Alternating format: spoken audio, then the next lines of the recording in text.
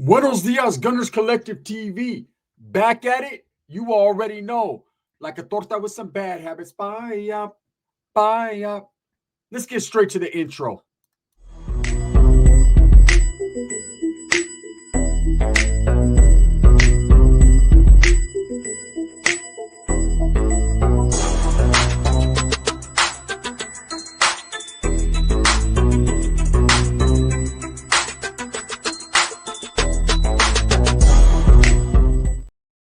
Welcome back to the channel. And if you haven't already hit that like and subscribe button, make sure you go ahead and do that. Put your notification bell on all so that way you're directing the direction of the dope content that the gun stays kicking. Think. And I highly appreciate it, man. Thank you for all the support. I'm very humbled. So it just keeps going on and on and on. Story after story after story about the Stockton mass shooting, right? And I came across a story that I thought was very interesting. It piqued my interest based upon my history, right? But at the same time, it makes no sense. And the way people are trying to characterize this part of this mass shooting story, I just really pay it no never mind. But I thought that I would put out my opinion, right? My perspective on what I think about this.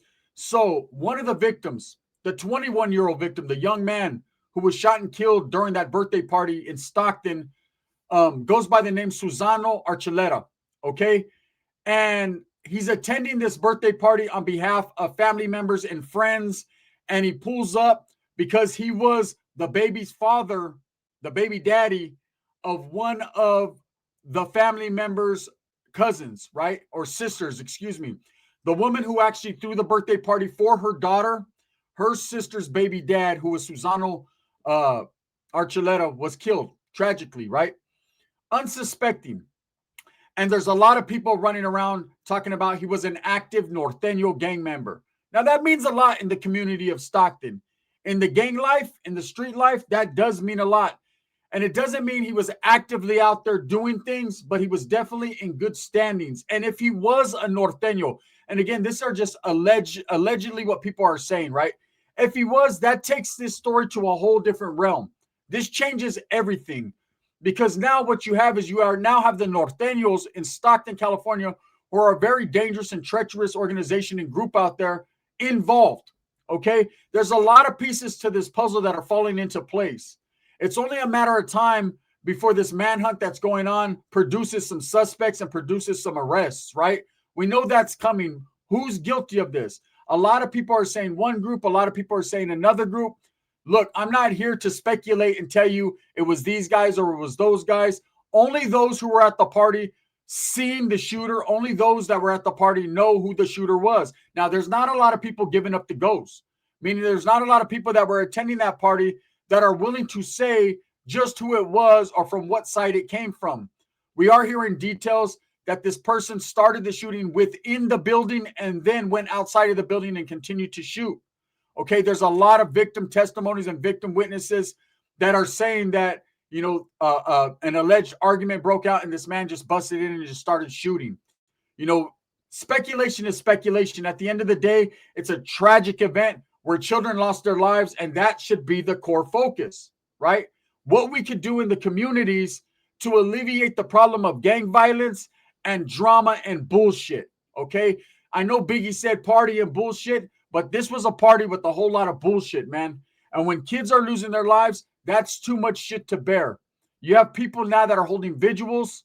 They're burying their young ones, all because some individuals took gang violence into a 2-year-old child's birthday party. So sick. It's sickening. It's actually sickening. It turns your stomach when you really think about it. When you break down all the details, this could have been avoidable or could have been avoided easily, right? With the right mindset. But these youngsters nowadays don't have that mindset. Their mindset is EBK all day. Their mindset is clout. Their mindset is internet. Their mindset is you get brownie points or you get stripes if you shoot at your enemy. Okay, look, I'll tell you right now, I don't know one person I've done time with over 19 years incarcerated, right? I don't know one homie, one homeboy, one Crip, one Blood, one Northern, or one Asian that gets street cred or get any type of credibility because they killed an enemy when they go to prison. See, what they don't understand is their slate starts clean if it's a decent case. If it's a bad case, if children were involved, right? Now they got someone to answer to behind them walls. But it's not like that you're going to get a hug, a pat on the back, a dap, some canteen or anything because you killed your enemy. Okay. In fact, there's going to be a lot of people speculating and looking at you quite differently because you killed another brown man or another black man or another white man, because usually in street gang violence, the same person that you're shooting looks just like you. That's just the real core of the problem. You know, it's hard to unify blacks and browns and whites and blacks and all these different groups that people say things are racially motivated because they're divided. Well, it's hard to unite. It's hard to have those conversations to come to an understanding and to embrace each other's culture when you're too busy cleaning the house and killing your own. You got to get your own shit together before you can get shit together with someone else. Learned that a long time ago. Now, that's real education. That's real knowledge you can't get in college. But let's take it back to Susano. 21 years old. Didn't really get to experience much, but a couple birthday parties, one that tragically ended his life. When he woke up that morning, he didn't realize that just going to a simple 2-year-old's birthday party would be the demise of his life. Okay, his family just held a vigil in Stockton, California in remembrance of him. And the word on the curb is he was an active Norteno. Now, what does that mean? That doesn't mean he was actively out there shooting people or hurting people or pushing that envelope or that line out there in the streets. That means he was a Norteno that still was in good standings, still was in good status, meaning that he was embraced with canalismo and love in his neighborhood. Now, he's 21 years old. He's still not fully a man, okay, at that point when his life took a tragic end. But at the same time, 21 years old, you know enough to know enough what to do, what you're doing. You know right from wrong, right? And there wasn't nothing wrong with him going to that birthday party. It wasn't like he was in there gang banging, wearing colors, throwing up baños, red flags or blue flags or anything. Sur gang. He wasn't doing none of that, okay? He was literally going because his lady, his baby mama, was related to the person who was throwing that party. So he was there by proxy. He was there just because his baby mama was going, right? He was there to show support, to show the kids support. You know, he wasn't in there actively gangbanging. So when people are running around talking about, oh, he was an active homie. Yeah, not at that party, though. Okay, not at all. I don't think any of those guys were actively engaging in gang violence in that party, just the shooter. Now, whether this was a targeted situation, and that's the way it seems, right? And I know immediately everybody thought MB Nell, that was the target. And then it went from MB Nell to the father of the kid who was tragic. You know, the shooting happened at her birthday party, the 2-year-old. Thank God she wasn't hit, man. Thank God, right? 2-year-old baby, I wouldn't be able to stomach it. But there was a 4-year-old, right? All victims' names have been released. And, you know, the children are my core focus. Now, I understand that this guy being an active Norteno is a story. You know, all drama is a story. And the reason it's a story is because Stockton is very known to have Norteños.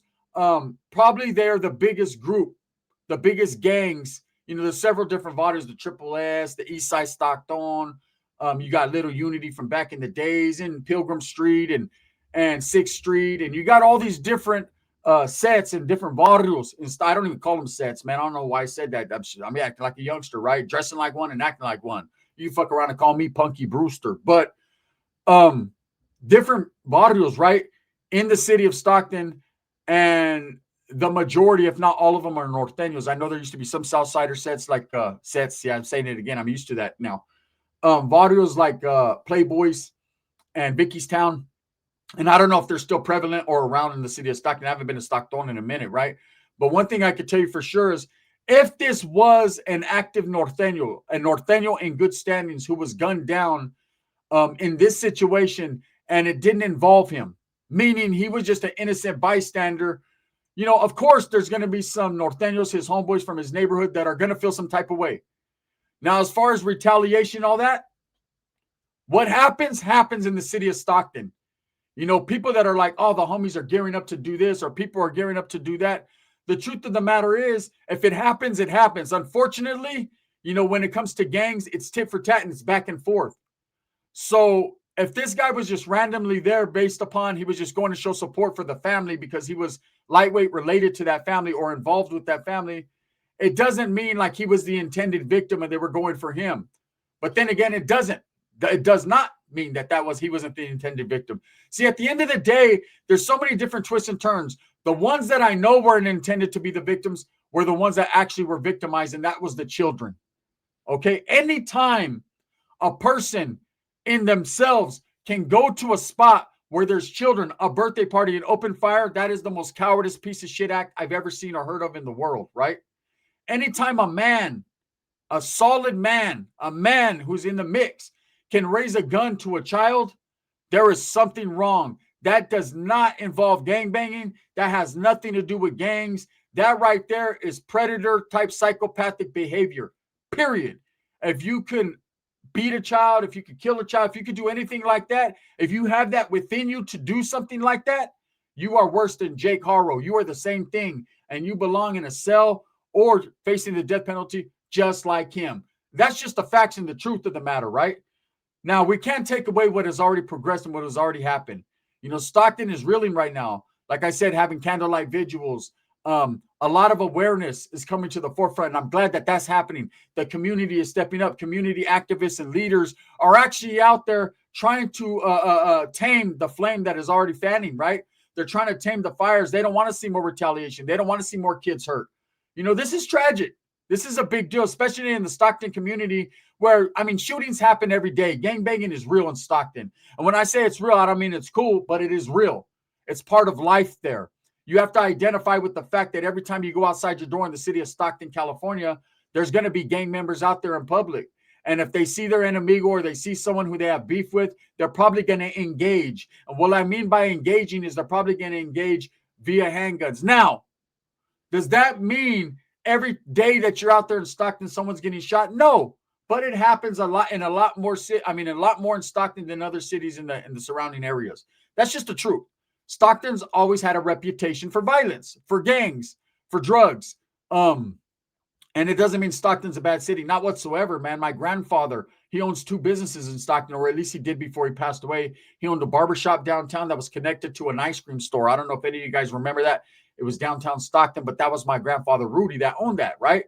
So I used to go to Stockton as a kid and even as a teenager, and I pulled up a couple of times before I went to the youth authority. I can't say a teenager because when I say teenager, I mean 18 plus, because I was locked up my whole youth in the California Youth Authority with a lot of solid Norteños active from Stockton.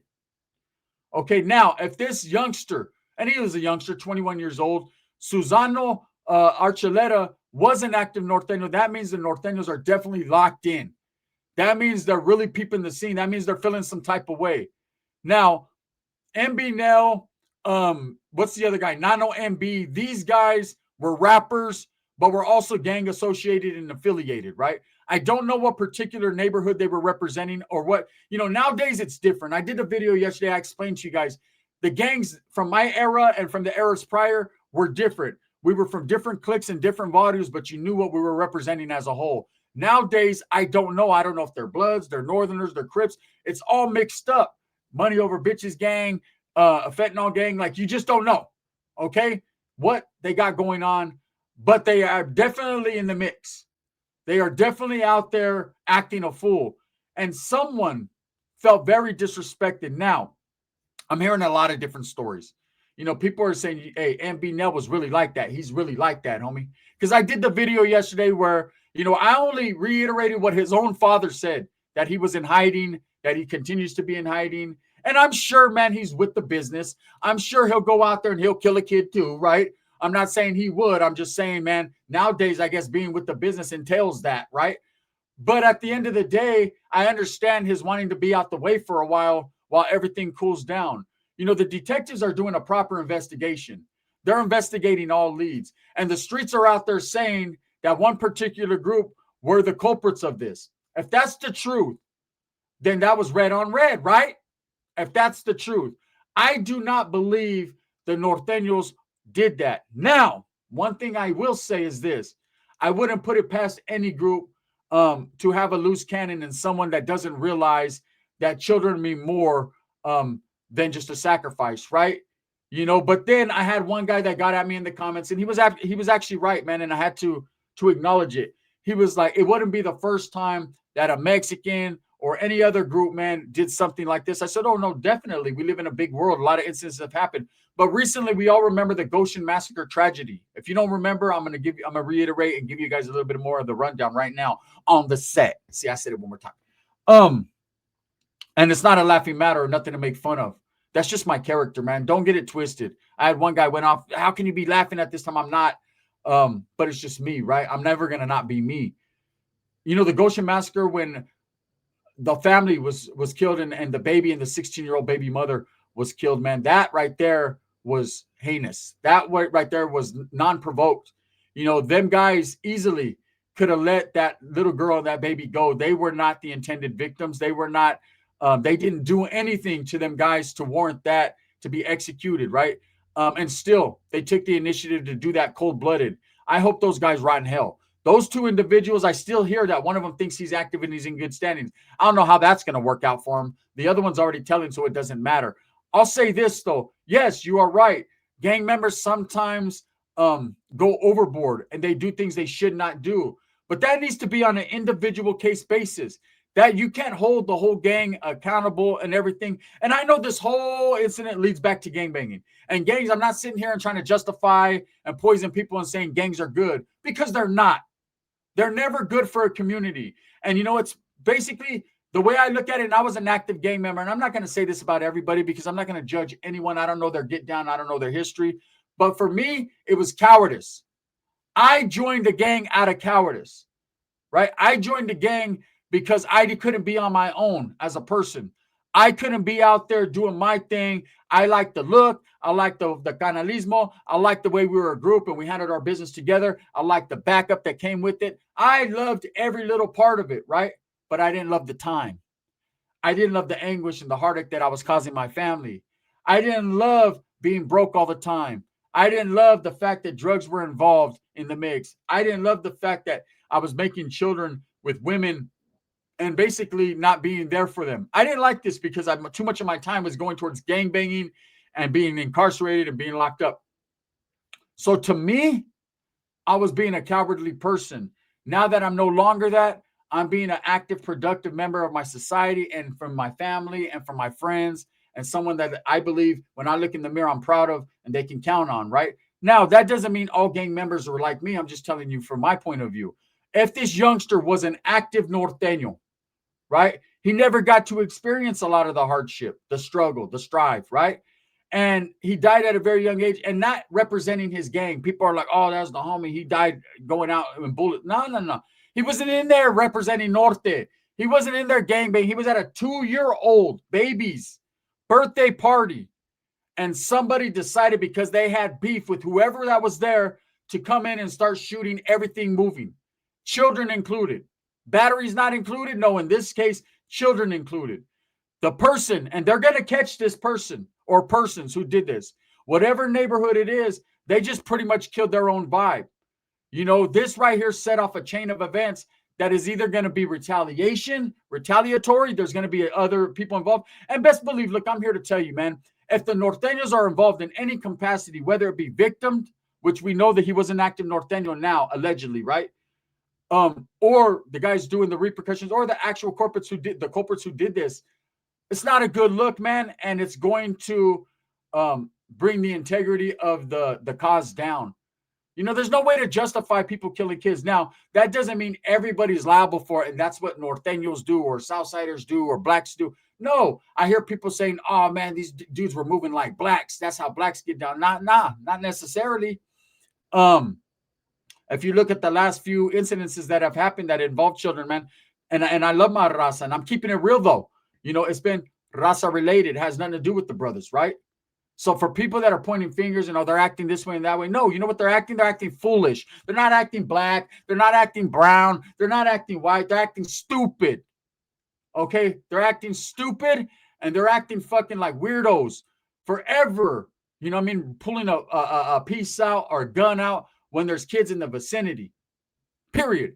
Why do you think drive-bys and things like that were stopped by the organizations a long time ago? Because there was too much victimization going on, too many civilians, innocents, and kids. And not only that, it was bringing bad, negative energy and attention to the groups that are just trying to do their thing and make their money. This right here in Stockton, if you look at it from every different angle and all different elements, it's very, very bad for everybody involved, right?